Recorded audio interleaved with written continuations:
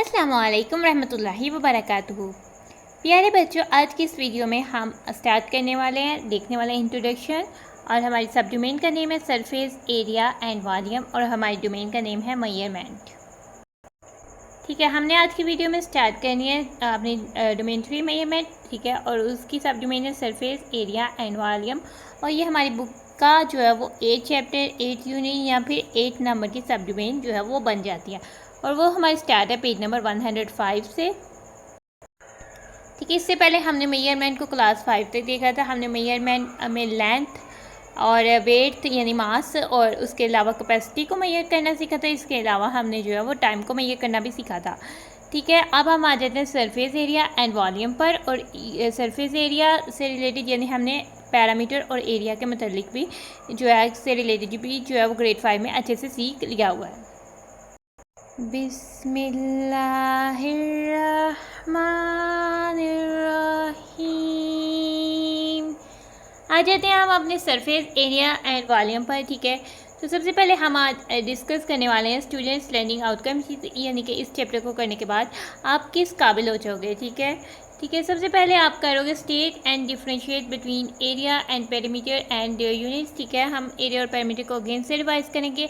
Area basically क्या था कि किसी भी 2D डायमेंशनल शेप है या 2 डायमेंशनल चीज़ है, उसने कितनी जगह जो है ली हुई है उसको हम एरिया कहते थे।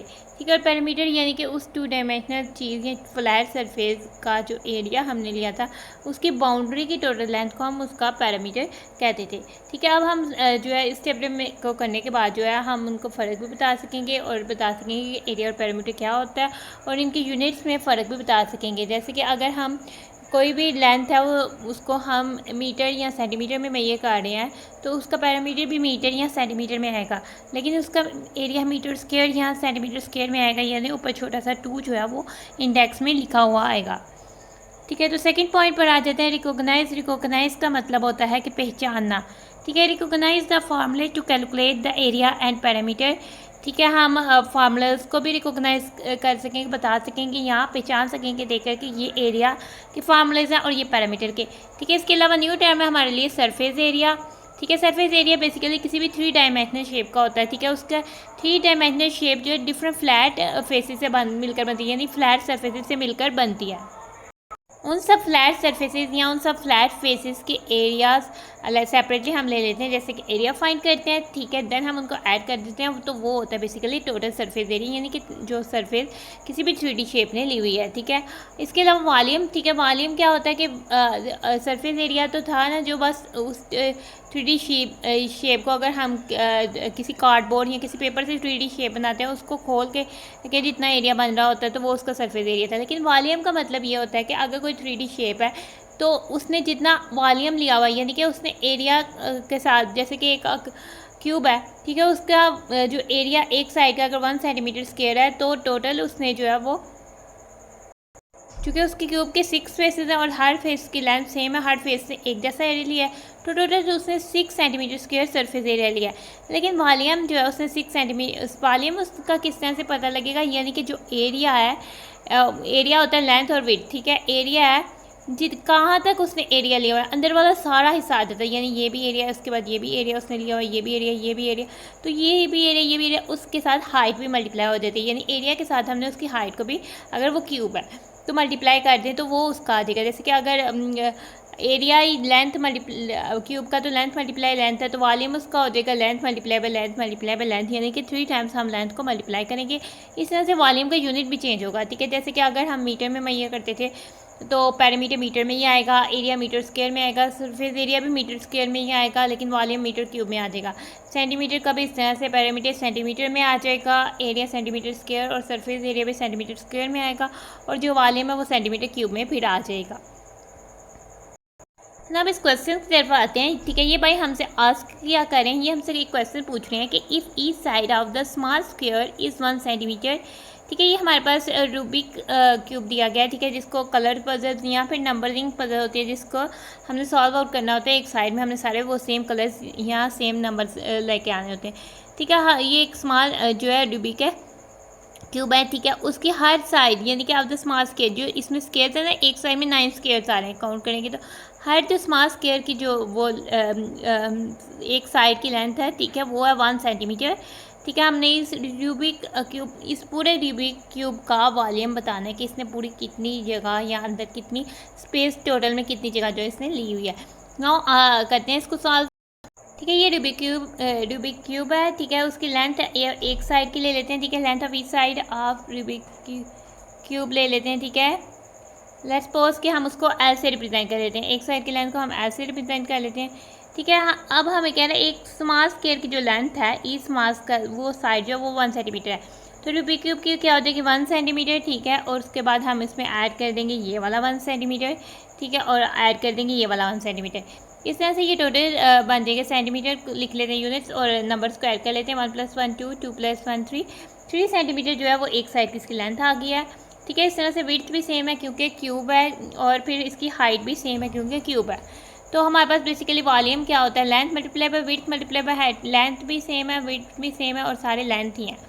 ठीक है, तो लेंथ हमारे पास आई थी 3 सेंटीमीटर। 3 सेंटीमीटर एल की जगह हम 3 सेंटीमीटर को रिप्लेस कर देंगे, मल्टीप्लाई की जगह मल्टीप्लाई। अब इस एल की जगह फिर से हम 3 सेंटीमीटर को रिप्लेस कर देंगे, फिर मल्टीप्लाई की जगह हम मल्टीप्लाई लिख देंगे, और फिर इस एल की जगह फिर से इस 3 सेंटीमीटर को रिप्लेस कर देंगे। ठीक है, अब जैसे एरिया फाइंड करते हैं। ठीक है, 3 × 3 हमारे पास क्या होगा 9। ठीक है, सेंटीमीटर और सेंटीमीटर एरिया में अगर हमारे पास 2 सेंटीमीटर आ जाती थी तो सेंटीमीटर के साथ इंडेक्स में छोटा सा 2 लिख देते थे। या एक्सपोनेंट में भी कह सकते हैं, पावर में भी कह सकते हैं, इसको कहते हैं सेंटीमीटर स्क्वायर। ठीक है, साथ अभी बचता है मल्टीप्लाई 3 सेंटीमीटर, उसको हम लिख लेते हैं। ठीक है, 9 × 3 अब क्या हो जाएगा 27। और अब सेंटीमीटर स्क्वायर और सेंटीमीटर फिर सेंटीमीटर क्यूब हो जाएगा। ठीक है, जब यूनिट्स होते हैं उनकी पावर्स ऐड होती हैं। ठीक है, जिसके ऊपर कोई पावर नहीं होती उसकी 1 होती है। जैसे 1 + 1 2, 2 + 1 3। जब यूनिट्स होते हैं अगर मल्टीप्लाई का सिंबल आ जाए तो जो नंबर्स होते हैं उनको हम जैसे 9 को 3 से मल्टीप्लाई कर लेते हैं, लेकिन जो यूनिट्स हैं उनकी पावर्स को हम हमेशा ऐड करते हैं। ठीक है, तो ये वाले हमारी जो पजल उन्होंने निकाला था सॉल्व करने को, वो हम निकाल लिया सॉल्व। ठीक है, आगे से हम आ जाते हैं इंट्रोडक्शन में। ठीक है, इंट्रोडक्शन में 2 डायमेंशनल चीज़ें कौन सी होती हैं और 3 डायमेंशनल ऑब्जेक्ट्स कौन से होते हैं। 2 डायमेंशनल ऑब्जेक्ट्स होते हैं जो फ्लैट होते हैं, बिल्कुल पेपर पे ड्रा होते हैं। ठीक है, तो फ्लैट ऑब्जेक्ट्स को हम 2 डायमेंशनल कहते हैं। जैसे स्क्वायर, जो जैसे कि बेसिक शेप्स होती हैं, स्क्वायर, सर्कल आप कह सकते हो। ठीक है, रेक्टेंगल, ये फ्लैट सरफेस फ्लैट होती हैं, तो ये 2 डायमेंशनल होती हैं। ठीक है, जो 3 डायमेंशनल होता है जिसे आप टच कर सकते हो, जो आपके सामने ज़ाहिरी तौर पर नज़र आती हैं, ऐसी शेप्स को आप 3 डायमेंशनल शेप्स कहते हो। ठीक है, इन आवर डेली रूटीन, ये इंट्रोडक्शन बेसिकली 2 डायमेंशनल और 3 डायमेंशनल शेप्स के से रिलेटेड। ठीक है, हम रोज़ाना की ज़िंदगी में we observe many objects, figures and shapes which look like geometrical shapes. हम अपनी रोज़मर्रा की ज़िंदगी में बहुत सारी चीज़ें देखते हैं। ठीक है, जो ज्योमेट्रिकल शेप से मिलती जुलती हैं, जैसे कि स्क्वायर, रेक्टेंगल, उनके फेसेस हो सकते हैं कि स्क्वायर, रेक्टेंगल या सर्कल से मिलते हैं। जैसे कि फुटबॉल होता है, हमें पता है कि ये सर्कल शेप में आ रहा है। ठीक है, बेसिकली ये हम जब इसको टच करते हैं तो वो स्फीयर बन जाता है। ठीक है, such as square, rectangle and triangle and extra, इस तरह की शेप्स जो है वो हम एवरीडे लाइफ में अपने देखते हैं।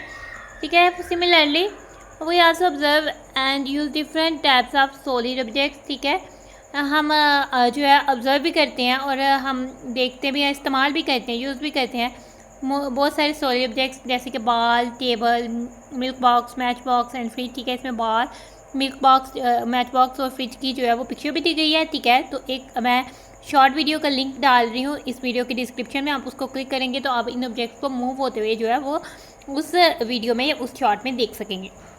ठीक है, अब आ जाते हैं। ठीक है, इसमें क्या है, दीज आर 3 डायमेंशनल ऑब्जेक्ट्स। ये जो बेसिकली ऑब्जेक्ट्स हैं ये सारे 3 डायमेंशनल ऑब्जेक्ट्स हैं। For example look at the match box. अगर हम मैच बॉक्स यानी माचिस की डबिया पर देखते हैं, उसके कितने फेसेस होते हैं, 6 फेसेस, 8 वर्टिसेस और 12 एजेस होते हैं। ठीक है, फेसेस क्या है, यानी कि जो साइड्स हैं वो। ठीक है, वर्टिसेस के जो कॉर्नर्स बनते हैं वो, और एजेस जिन लाइन्स पे साइड में एक दूसरे से मीट कर रही होती हैं, मिल रही होती हैं, वो बेसिकली एजेस होते हैं। तो ये मैच बॉक्स से रिलेटेड भी एक शॉर्ट वीडियो का लिंक जो है वो मैं इस वीडियो के डिस्क्रिप्शन में डाल दूंगी। यानी कि 2 लिंक्स हो गए, एक वीडियो में आप इन ऑब्जेक्ट्स को मूव होते हुए देख सकेंगे और एक ऑब्जेक्ट में आप सिंपली मैच बॉक्स के फेसेस, वर्टिसेस और एजेस को जो है वो देख सकेंगे उसको क्लिक करने के बाद। तो हमारा टॉपिक क्योंकि ख़त्म हो गया इसलिए अब हम अपनी वीडियो को करें एंड उम्मीद है कि बच्चों आपको अच्छे से समझ आई होगी। अल्लाह हाफिज़।